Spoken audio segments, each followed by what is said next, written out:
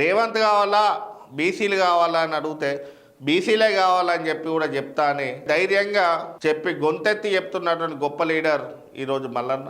బీసీలకు 42% రిజర్వేషన్ ఇచ్చేదాకా బీసీల పక్షాన మల్లన్న ఉంటా అని కూడా బీసీలకు హామీ ఇస్తున్నాడు. మల్లన్ననే ఓడించడానికి ఓ మంత్రి కుట్ర పన్నిందని కూడా మల్లన్నకు టికెట్ ఇచ్చి ఓడిద్దామని అప్పుడు కాంగ్రెస్ పార్టీ కుట్ర పన్నింది. ఓ మంత్రి నన్ను ఓడగొట్టాలనుకున్నాడు, వచ్చే ఎన్నికల్లో ఆయననే ఓడగొట్టిస్తా, మిత్తి అస్సలతో కలిపి బుద్ధి చెప్తా. తీన్మార్ మల్లన్న సంచలన కామెంట్స్. పల్లవి వరంగల్.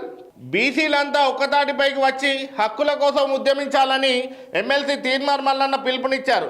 ఈ మేరకు ఆదివారం వరంగల్లో నిర్వహించిన బీసీల సమర శంకారావం సదస్సులో ఆయన పాల్గొని మాట్లాడారు.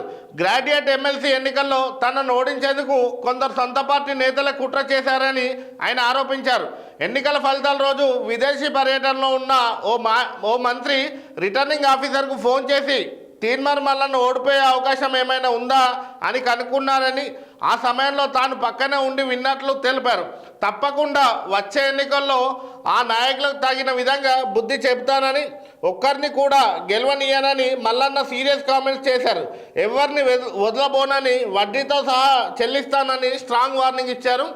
బీసీలకు 42% రిజర్వేషన్ కావాలని చెప్పి తీన్మార్ మల్లన్న ఎమ్మెల్సీ డిమాండ్ చేస్తున్నారు. వాస్తవానికి ప్రభుత్వంలో ఉండి 3 నెలల కింద ఎమ్మెల్సీ అయి ప్రభుత్వంతో పనిచేస్తున్నటువంటి మల్లన్న ఈరోజు బీసీల గొంతుకైండు, బీసీల పక్షాన కొట్లాడుతున్నాడు.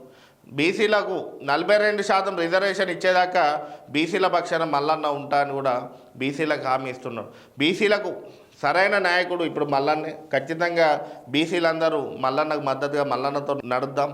బీసీల హక్కులను రిజర్వేషన్ను మల్లన్నతో కలిపి సాధించుకుందాం. మల్లన్ననే ఓడించడానికి ఓ మంత్రి కుట్ర పన్నిందని కూడా వాస్తవానికి మల్లన్న చట్టసభలలో అడుగు పెట్టద్దు, మల్లన్నకు టికెట్ ఇచ్చి ఓడిద్దామని అప్పుడు కాంగ్రెస్ పార్టీ కుట్ర పన్నింది. దాంట్లో కొంతమంది ఎమ్మెల్యేలు, కొంతమంది మంత్రుల హస్తం కూడా ఉంది.